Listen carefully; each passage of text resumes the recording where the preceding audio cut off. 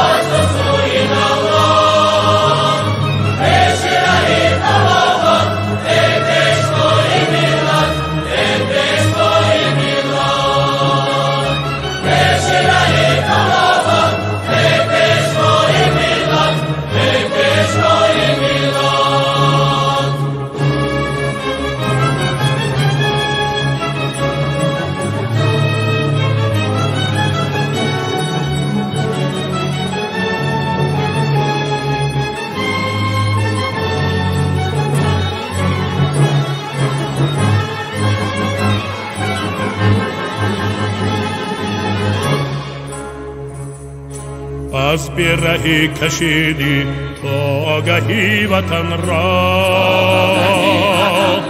از آگهی ملت جستی بقای ملت،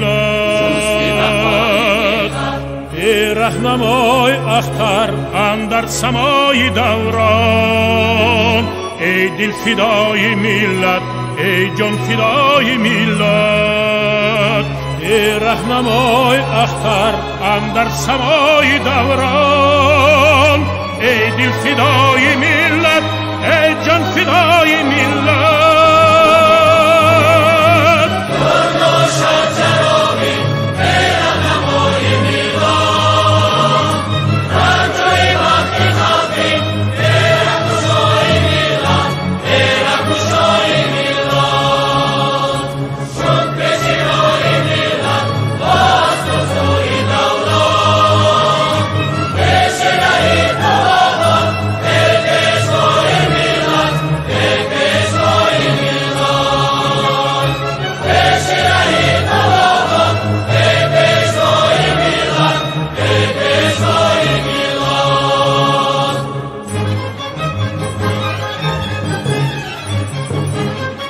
تا چشم دهر بردی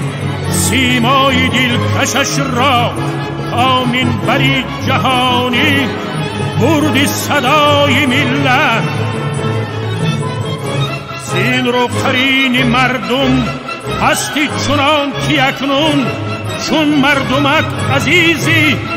در دیده های ملت.